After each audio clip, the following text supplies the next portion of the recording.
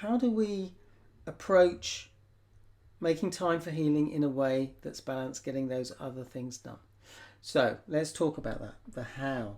So number one, we need to work on the emotions, because our emotions drive our thinking, our beliefs, our values, our feelings, and our behaviours. If you're not clear about the distinction between emotions and feelings, I have talked about that in another video, so I won't go into that in too much depth here, but check out videos on YouTube. This map here kind of talks about the relationship between what happens if we're unable to kind of sit with and process our physical sensations, our emotions. We go to our head and create stories, we catastrophize. That results in feelings of maybe helplessness, hopelessness, results in certain behaviours. Maybe we kind of give up and go and eat biscuits and binge on, Netflix, that sort of thing. We need to work on our emotions, okay? We need to identify the emotions, process the emotion. Understand that, as I say, the emotions are connected to and drive our beliefs, thoughts, feelings, behaviours. I'll give you an example of that. If I'm saying to myself, I failed because I haven't got it all done, then I'm going to feel disappointed. And it's very interesting, when I was working with lawyers in the second biggest law firm in the world, some of them were doing a 12-hour day and they were leaving the office thinking about what they hadn't done and were feeling a bit despondent. Yet others in that same team were doing a 12-hour day or a 10-hour day. They were doing less, but they felt good about what they had done. And they accepted that, there's always more to do, okay? There are very few jobs where there is not much to do. Maybe if you're a car park attendant, all you have to do is take the money. Then you can spend the rest of the time doing the crossword, reading the paper. But for most people in their jobs or in their life, there's lots of stuff to do. There's always going to be more stuff to do. If we make that mindset shift, I didn't get it all done, and that's okay. I can focus on what I have done. I'm learning to pace. I'm learning to be at peace with imperfection. And that is part of the healing process. Then how is that going to affect your physiology, your emotional state? Consider my boss, my ex-boss, Phil Parker, always used to talk about carpet makers. And he said that the carpet makers, Muslim carpet makers, would always put an imperfection in the carpet. Any ideas why they did that? I'll see if anyone knows the answer to that. So, first step is we need to work with our emotions. The second step is we need to take inspired action. Okay? So there's a number of steps to do that, and I'll talk about those. Okay, it's good if we can, to make it special. That's kind of correct, but there's a particular reason for why they make a mistake when they make the carpet. Okay, let's see if anyone else gets the answer, or we'll have another guess. To see if people inspect the carpet, so they wouldn't be as perfect as God. That is the correct answer. Well done, Mari. So they, only Allah is perfect, they say. I remember being in Turkey watching these guys making carpets, and they were talking about this. All right. So we need to take inspired action. What does that mean? We need to be pragmatic. We need to be grounded in reality. Now, I do go into this in more depth in my pacing challenge. If you're interested to find out more about that, just put the word pacing in the chat and I'll PM you the link. Okay. But part of being pragmatic is deciding which things to do in a day. Okay. And I shared in a short video Marie Forleo's secrets for getting it all done. And the secret is you don't get it all done. Okay. And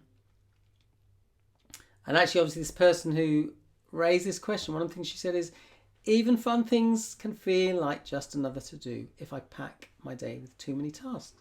So there's the clue is there in that statement. Don't pack too many things into your day. All right. So how do we do that? How do we decide which things to do in a day? So I'm going to share 8 steps for that. Okay. So the first step is that we need to decide what areas we're going to focus on.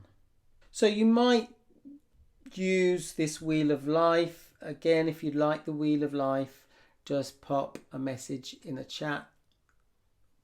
Comment wheel in the chat, and I'll send you this PDF. All right. So you can fill in this PDF. Basically, what you do is you think of the center being 0 and the outside being 10, and you just think about, okay, where am I on this scale? And you score yourself. So let's say for personal growth, someone says, I'm about a 7, we'll put 7 there. For romance, oh golly, at the moment I'm about 3. And that's maybe something I'd like to work on, etc. You go around that list, and then you join up the lines, and it might look something like this. And then you can see which areas you think, oh, actually, need to work on that, need to work on that, need to work on that, need to work on that. Okay, need to work on that. So you can make some decisions about what areas you're going to focus on. All right. So that's step 1. Decide the areas. And you might create your own categories. You might keep it really simple. You might say, recovery tasks, my to-do list, admin, fun things, and space. Times when I'm not doing anything. I'm just letting myself do whatever I want. Might be just having some downtime or whatever. So you can create your own categories. Okay, so that's step 1. Step 2 is to make a list. Get it out of your head. So get pen and paper, or use an app or whatever. But I find it really good to just brainstorm, get everything out of my head. I was talking about this, I think, this morning. There's a book by a chap called David Allen called Getting Things Done. And he says we've got to get it out of our head, because if we've got it all going on in our head, that's using up valuable brain space. All right. So I share this strategy for dealing with overwhelm, where we just literally spend time writing down everything that's going on in your head. And I spend sometimes, like, for instance, after Christmas, I'll sit down. I might spend up to 50 minutes just writing everything down. I'll do that for 10-15 minutes, then I'll stop and think, oh, that's everything. And the goal is you just sit there, see what else comes up. And stuff does come up. And what I find is sometimes I have ideas that I had 6 months ago, but that got buried under all the stuff, the other stuff. Okay, so it's a really good exercise for getting stuff out of our head. All right. So we make a list, and then we put that list through 2 filters. The first filter is the ABC. We just go through that list and prioritize. What are the things that are my number 1 priority? I'll call them my A's. What are my B's? Yeah, these would be good to get done, but they're not urgent. And what are the C's? This can wait. Okay, that's the first filter. And then the second filter is what I call the 5 D's. And the 5 D's are do it, delete it, defer it, delegate it if you've got that luxury, or divide it. Okay? So we need to look at those tasks and start to look at them through these filters. The next thing we need to do is schedule it.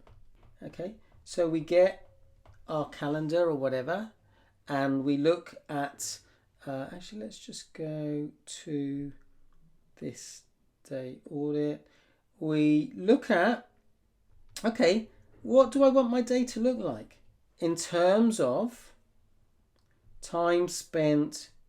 Let's say we've got 3 categories. We've got the kind of things I have to do. Let's call that purple. Like, things I have to do is eat, prepare food. Then there's the to-dos. This is what I was doing when I kind of had ME. I would eat. I would have a break where I was doing some relaxation at best I was doing relaxation. Sometimes I wasn't actually relaxing when I was resting. I was actually stressing. Okay, so we've got these areas. Okay, so this might be the time when I actually just do those to-do things. This might be time when I'm doing my relaxation and healing work or whatever. And as I say, the purple is times where we do things like eating, etc. Okay, so we need to schedule it. An alternative to scheduling, and this little sheet here is called the day audit.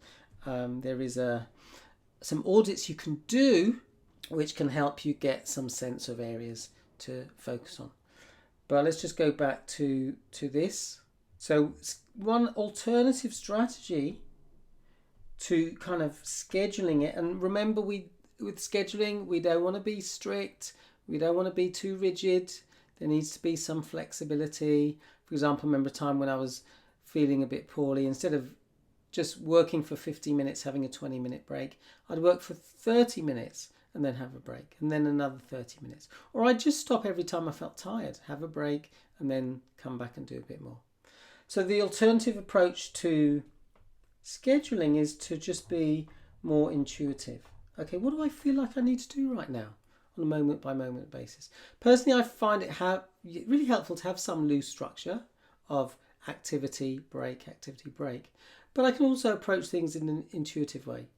If, like today, this morning I was doing some work, and then about 12:30 I thought, right, actually I'm hungry now. I won't wait till 1 o'clock for my lunch. I'll have it now. Okay, so we can be intuitive. And the next strategy is to zen it. Okay, what do I mean by that? Okay, what I mean is that we do the tasks with a sense of zen. All right, what I want you to consider is that one of the mistakes people can make is that they compartmentalize healing. So they're kind of saying, this is the time, let's just do black actually. This is the time I do healing, and this time doing task isn't healing time.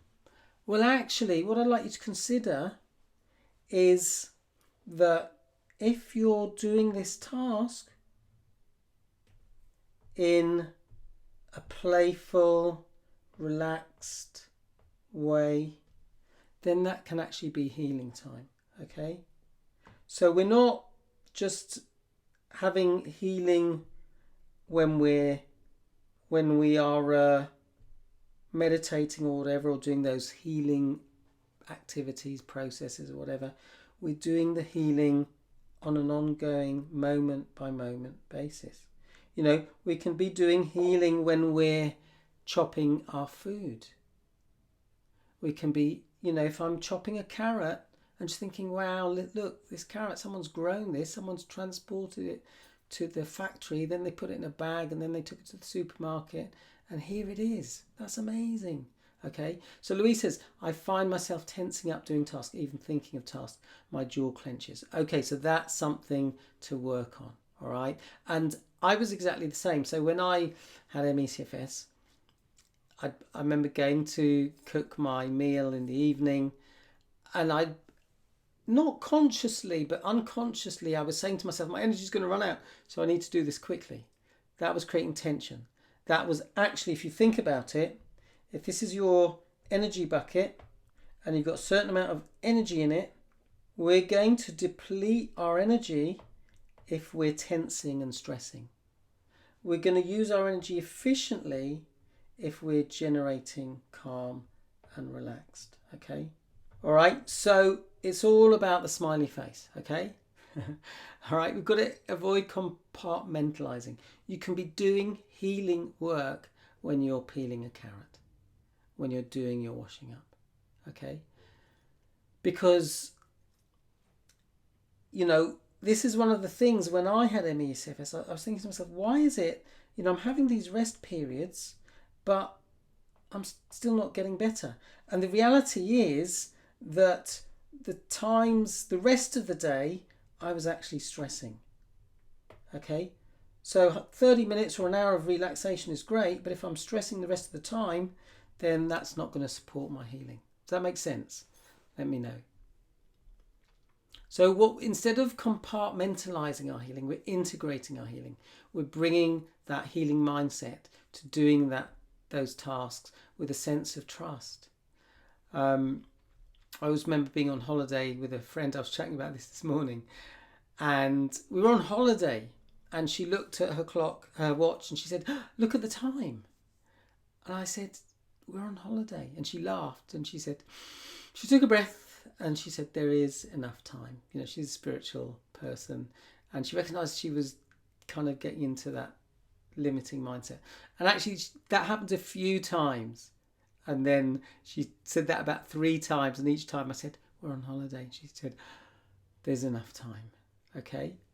So the next step, the next strategy, okay, is to lighten up. All right. So we need to just approach things in a more light-hearted way. Okay, and that's said with love, and I apply this to myself because sometimes still, I'm not in the right mindset. All right, and the challenge is, how can we make those to-dos more fun? Okay, so for instance, at one point when I was cooking, I'd be listening to some comedy or watching a video which was doing some learning that was interesting me and engaging me. When I go shopping, I don't know if you are able to go supermarket shopping. You might do it online, or someone else might do it. But when I go shopping, I'm on a mission to make it a fun experience. I interact with people. Because I kind of go the same time, early Saturday morning, I see the same people in the supermarket, 8:30. I chat to the cashiers. I've had this challenge myself to, how can I make them smile? How can I bring a bit of sparkle to their day? Because not everyone, treats them with kindness. And what I notice is often I'm chatting to someone, when I leave, the person behind me starts chatting to them, and maybe they were going to do that anyway, but maybe they kind of just picking up the vibe. All right. If I'm doing, some tasks that are a bit boring, like the accounts, whatever, how can I make that more fun? Well, one of my friends, actually, who I just mentioned, who on holiday, one of the things she does is her and a couple of friends meet up to do their accounts.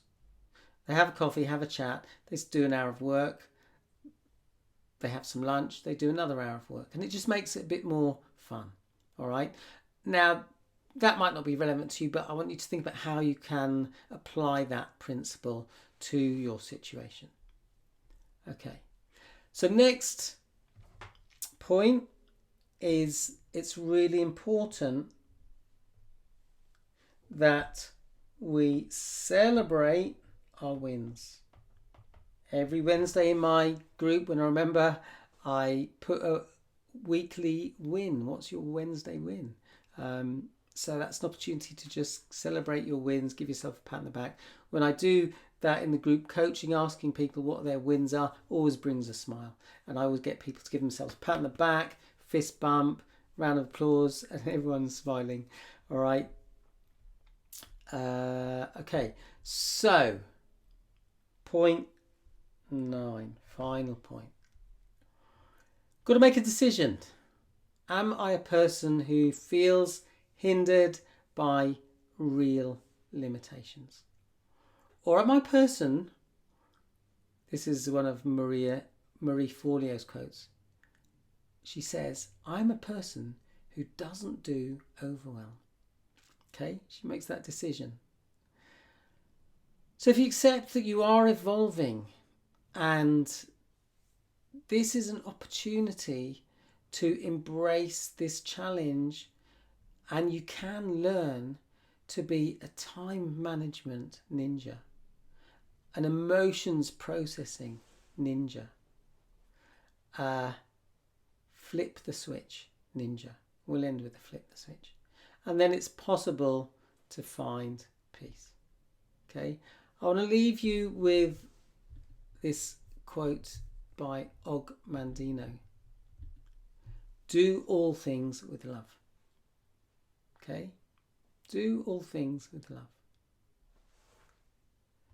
So if you'd like to know more about kind of what I do, if you'd like to know about the pacing challenge, or like to know more about the building resilience training, where I kind of teach people a number of things. I teach people emotional processing skills, but we also really ground it into what practical action steps can we take, creating a plan for life, learning to make conscious choices about living life on your terms, as far as is possible, learning to create good habits based on what you want, so you get a sense of clarity and feel in charge in your life, so you can find your own idiosyncratic approach that supports you, your healing and your life. Then feel free to get in touch. So let's pause there, and if you've got any questions, pop them in the chat. Otherwise, should we finish with a very brief relaxation? Let me know in the chat. Put a yes if you'd like some relaxation. I know there's a bit of a time delay between me speaking and you hearing me, so I'll give you a moment to respond. Yes, yes. Okay, all right. So what I'd like you to do is to make yourself comfortable. Andrea says, thank you, this was great. And yes to relaxation, obviously, you're welcome. Thanks for the thumbs up, Mari. So, all right, what I'd like you to do is just to make yourself comfortable and close your eyes. Obviously, only close your eyes if it's safe to do so. Let me know if the music's too loud or the background sound effects too loud. So make yourself comfortable. Ensure your arms and legs are in a comfortable position. You may want to uncross your legs. Just make sure you're comfortable. I'd like you just to take a breath in. As you breathe in, maybe through your nose, as long as that's comfortable, into your belly. And as you breathe out through your nose, just ensure the out-breath is a little bit longer than the in-breath. And as you breathe in and out, I'd like you to just imagine there's a thread at the top of your head, just straightening your posture. I was at a meditation class on Monday, and the person said, let's talk a bit about posture, and everyone straightened up. And now I'd like you just to connect to that best version of yourself. That part of you that has the capacity for wisdom, for huge amounts of wisdom.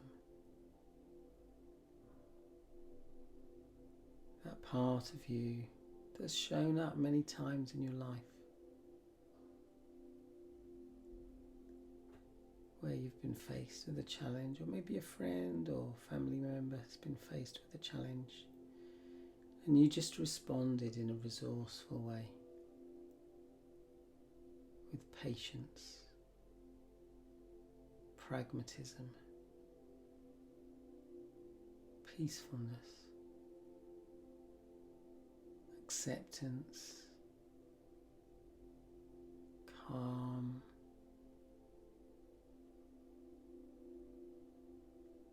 centeredness, compassion, and trust. You were just able to navigate that situation with ease. It may be that you don't remind yourself often enough that there is that part of you that has that capacity to demonstrate all those qualities and others that I've just mentioned, and others, should have said. So maybe just reflect on that, and I invite you just to remind yourself to take a moment from time to time to just remember those times where your true self, authentic self, wise self, higher self, whole self, whatever you want to call it, you might call it something else, just showed up.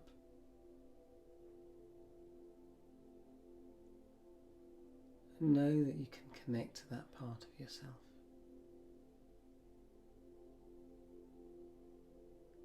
As you breathe in and out,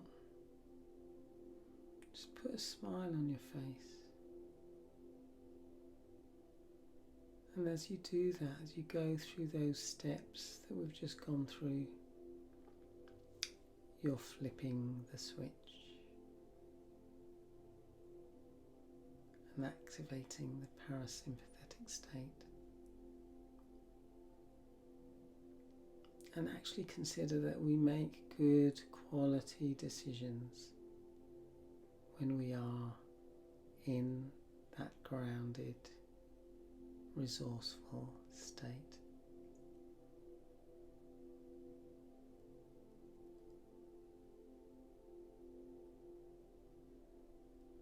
So I invite you to reflect on what we've talked about today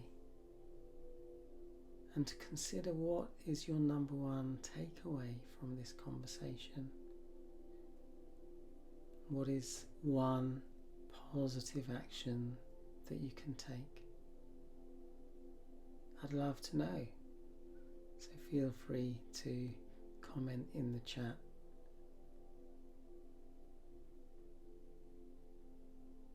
So Maya's just arrived. Sorry, I'm just joining very late. Thanks for letting me join. You're welcome. No problem, you can watch the replay. So thanks everybody for participating, makes it more interesting for me, and hope you take some action on this. Mari says, so useful, thank you, you are welcome. So thanks everybody, and thank you to the person who raised this question, because it's been helpful, hopefully for you and for others. So for now, I'm going to say thanks everybody. Thank you. Yana says thank you. I was late. No problem. Thank you. I will rewatch this. Like the Zen It. Yeah, Zen It. Okay. So thanks everybody. Lovely to interact with you, and hope to see you again.